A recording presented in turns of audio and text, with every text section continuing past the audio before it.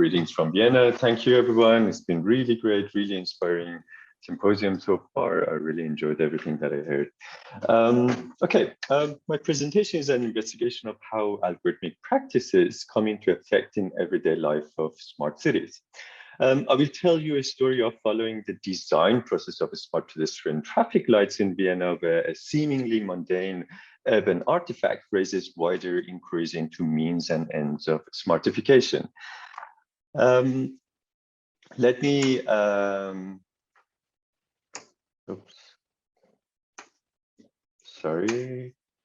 I don't know why it doesn't stop on the previous. Okay, there you go. Okay, let me start by pointing to an understanding of smartness and as an infrastructure endeavor. From STS perspective, where I come from, infrastructure refers to an assemblage of distributed agency among human and non-human actors. Infrastructure, as Sloan Boker put it, is a moment in which the underlying system, technologies, organizations, and built artifacts do not need to be reconsidered at the start of a new venture.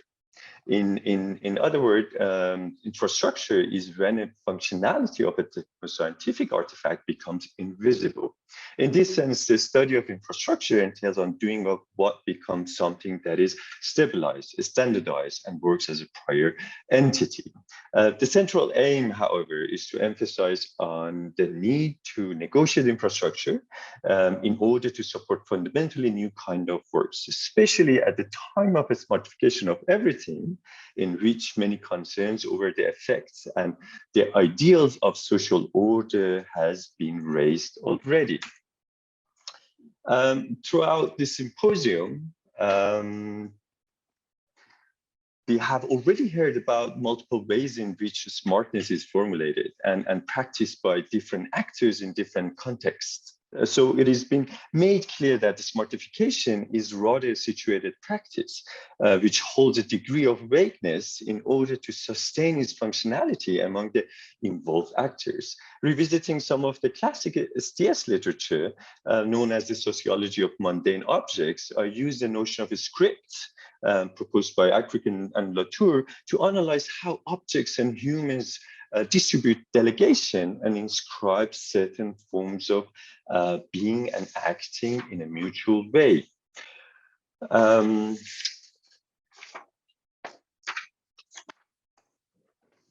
In doing so, through a multi-sited ethnography, I traced the emergence of smart traffic lights.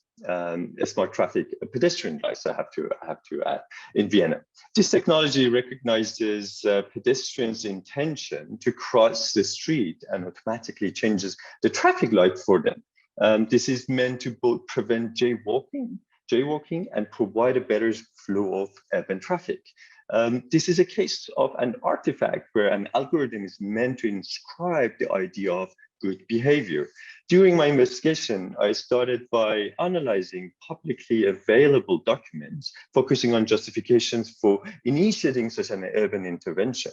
Then I engaged with the design process and the socio-technical assemblages in the making of traffic lights.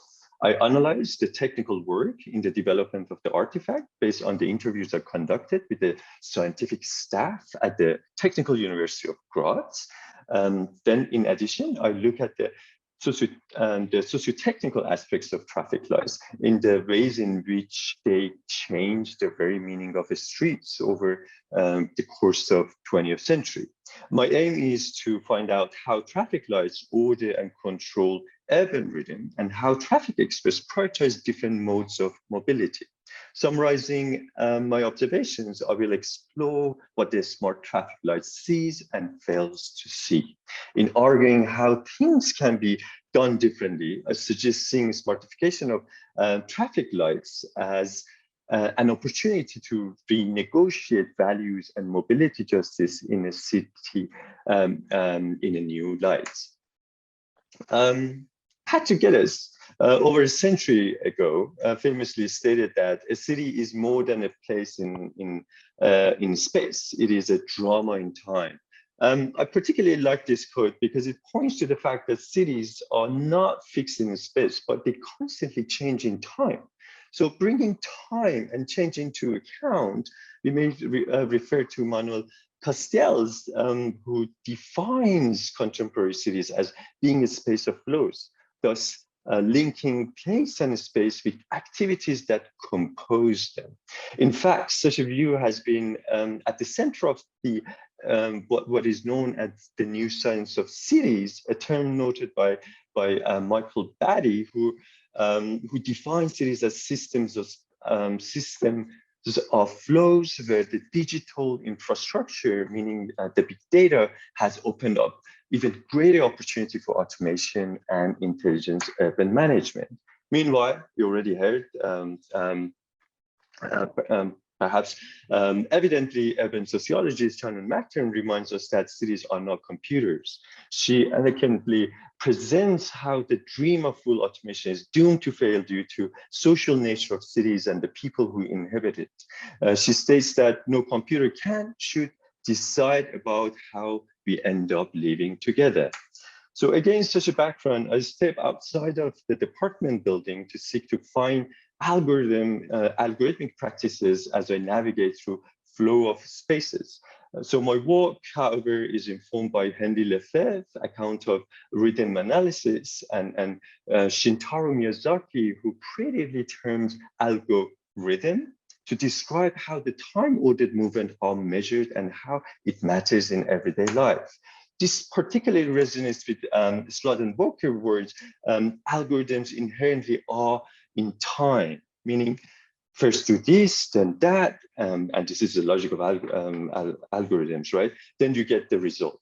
So they mention, as we move into the world of the algorithm, we necessarily temporalize our knowledge in new ways.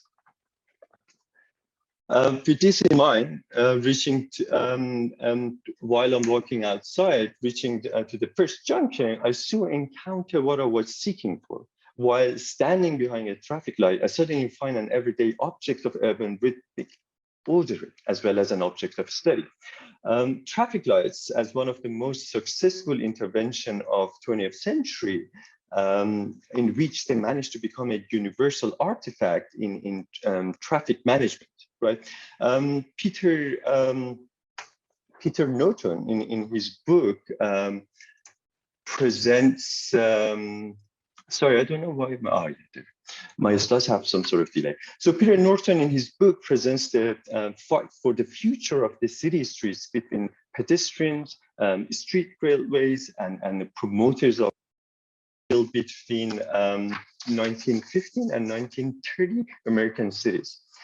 Before the advent of the automobile, users of the city streets were diverse and included children at play and pedestrians at large. However, by 1930, most streets were primarily motor thoroughfares, where children did not belong and where pedestrians were condemned as jaywalkers. He argues that the accommodation of cars, in the accommodation of cars, the American city required not only a physical change, but also a social one. Before the city could reconstruct for the sake of motorists, its streets had to be socially reconstructed as places where motorists belonged. It was not an evolution, he writes, but a bloody and sometimes violent revolution. Traffic lights were one crucial object to make this transition happen. However, since the beginning, traffic lights continually limit one means of transport over the other due to ways they grant priority. This issue is particularly a source of disruption when it comes to the crossings where pedestrians must use a push button to change the traffic light. In Vienna, there are more than 200 of those, which according to the city authorities, they lead to confusion and unnecessary waiting time for cars and the pedestrians unaware of them. Here, smart traffic lights enter with the promise of more convenience, less waiting time. The system has designed using smart cameras that recognizes pedestrians' intent to cross the road and changes automatically to green, resulting to better flow of traffic. However, it sounds simple and useful, but in the design process, the visually impaired people were not included as user, and it led to redesign of the system which I want to reflect on. Through my investigation, I tried to understand how the decisions were made and how the experts imagined the promises that should be included in the design process, and how they failed to consider the need of visually impaired people. So far, I only find a series of opaque and fragmented decisions with lack of meaningful relations between the issues at stake with the solution offered. In short, the process lacks any form of social understanding of mobility through its purely technical and mechanical understanding of flow in space.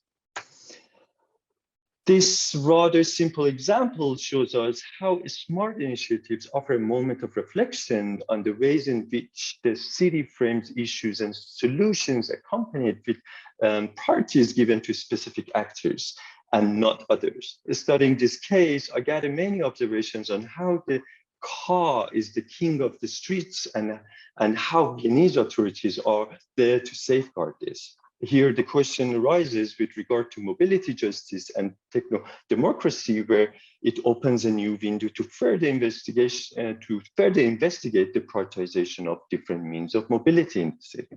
For example, in my conversation with cycling civic groups, they raised many issues regarding how the city of Vienna actively promotes automobility over cycling under the framing of traffic management efficiency. So no surprise for them when they hear about the seemingly uncontroversial smart traffic light that essentially let cars flow uninterrupted, where cycling is not even recognized as an entity in the design process. Finally, drawing from this observation, I'm collaborating with two NGOs who advocate for promotion of public space and bike-friendly streets to come up with a script for data collection and algorithmic formulation to support the campaign. The aim is to find out how we can employ algorithms to make the need for more just flow and space visible in the city, using traffic lights as nods to favor pedestrians and cyclists over cars. This is yet a new journey that I'm right at the midst of it.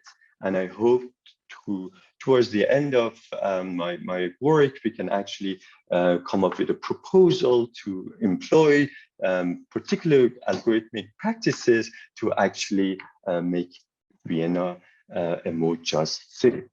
Thank you for your attention, and I'm looking forward to your suggestions, comments.